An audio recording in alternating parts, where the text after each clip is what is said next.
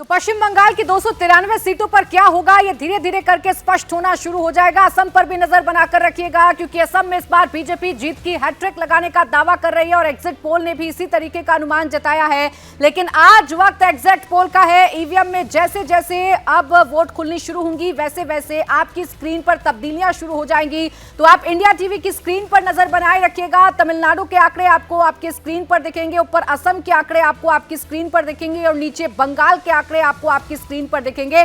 जैसे ही पहला रुझान आएगा वैसे ही नंबर्स बदलने शुरू हो जाएंगे। अब बंगाल का चुनाव सबसे ज्यादा दिलचस्प इस वजह से, क्योंकि एक तरफ ममता बनर्जी हैं जो मजबूती के साथ अपनी लड़ाई लड़ रही हैं और ममता बनर्जी दावा कर रही हैं कि इस बार 200 से ज्यादा सीटों से वो जीतने जा रही हैं। तो वहीं असम में हैट्रिक लगाने का दावा भारतीय जनता पार्टी कर रही है। तो केरलम की पर भी नजर बनी हुई 140 सीटों पर। जैसे जैसे रुझान सामने आएंगे वैसे वैसे पता चलेगा कि कौन आगे चल रहा है।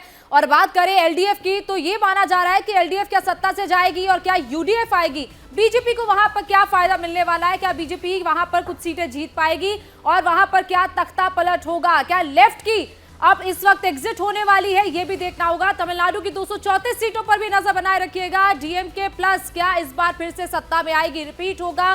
स्टालिन क्या फिर से सीएम बनेंगे या फिर एआईडीएमके किसी तरीके की सेंध लगा पाएगी और या फिर बनेंगे टीवीके के विजय इस वक्त किंग मेकर। क्या टीवीके के विजय किसी तरीके का हार्म पहुंचा पाए हैं एआईडीएमके को और डीएमके को? क्या विजय एक ऐसे किंग मेकर बन पाएंगे जो तमिलनाडु में सरकार बनाने में अहम भूमिका निभाएंगे? ये नजर बनी रहेगी। तो लगातार तमिलनाडु, केरलम, असम, पुडुचेरी और बंगाल के नतीजे जैसे जैसे सामने आएंगे वैसे वैसे आपकी टेलीविजन स्क्रीन पर आंकड़े आपको नजर आते जाएंगे। लेकिन सबसे ज्यादा जो नजर रहेगी वो पश्चिम बंगाल पर रहेगी, क्योंकि सबसे हाई प्रोफाइल इलेक्शन। बिल्कुल गौनिका, और आइए बता देते हैं कि पश्चिम बंगाल में जब सीटों के रुझान आने शुरू होंगे तो कैसे स्क्रीन पर हम आपको दिखाएंगे कि पश्चिम बंगाल में इस वक्त क्या होने जा रहा है। 293 सीटें, क्योंकि फाल्ता पर रिपोलिंग होनी है और रिपोलिंग होने के बाद फिर उसका जो रुझान है या उसका जो नतीजा है वो सामने आएगा। तो पश्चिम बंगाल की अगर बात करें तो 293 सीटों के जो आंकड़े हैं इस तरीके से आपके सामने होंगे। बीजेपी क्या इस बार मैजिकल नंबर छू पाएगी या फिर टीएमसी कमाल कर पाएगी,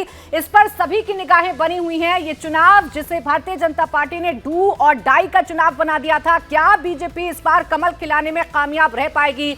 जो सत्ता का सूखा बीजेपी के सामने है, क्या इस बार बीजेपी उसे दूर कर पाएगी? और जो हिंदुत्व की प्रयोगशाला बंगाल को बनाने की कोशिश बीजेपी ने की है, क्या वो कामयाब हो पाएंगी? या फिर ममता बनर्जी अपने मजबूत काम के साथ, अपनी मजबूत छवि के साथ एक बार फिर से कहीं ना कहीं जो जीत का चौका है वो लगा पाएंगी ममता बनर्जी? इस पर सभी की निगाहें बनी रहेंगी। 293 सीटें क्यों हो गई है? फलता सीट वो है जहां पर दोबारा से रीपोलिंग होगी। 21 मई को फिर से वहां पर पोलिंग होगी, 24 मई को नतीजे आएंगे। यही वजह है कि 294 नहीं बल्कि 293 सीटों पर नतीजे आने शुरू होंगे। और असम की अगर बात करें तो असम में 126 सीटों में आखिर क्या होगा? क्या असम की हिमंता बिस्वा शर्मा फिर से मुख्यमंत्री बनेंगे, फिर से वो रिपीट करेंगे? क्योंकि हैट्रिक का वो दावा कर रहे हैं, वो ये तक दावा कर रहे हैं कि सेंचुरी लगने वाली है असम में और डबल सेंचुरी लगने वाली है बंगाल में। क्या कांग्रेस किसी तरीके का डैमेज उनको पहुंचा पाएगी? क्योंकि असम का इलेक्शन अगर बात करें तो बहुत कंट्रोवर्शियल भी रहा। कई ऐसी कंट्रोवर्सीज निकलकर सामने आई, खासतौर पर नेताओं के एक दूसरे पर जिस तरीके से आरोप प्रत्यारोप रहे हैं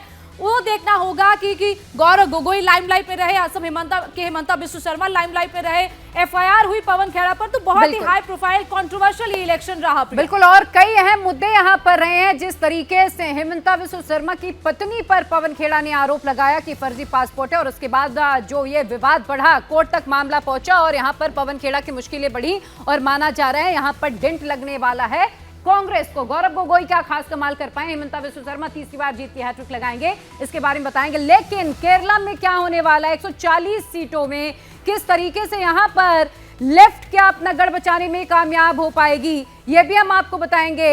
यूडीएफ क्या आने वाली है, एलडीएफ जाने वाली है, बीजेपी क्या केरल में अपना खाता खोल सकती है, यहाँ पर कुछ सीटें हासिल कर सकती है? क्योंकि बीजेपी के लिए साउथ बहुत बड़ा चैलेंज रहा है, लेकिन वो कोशिश कर रही है।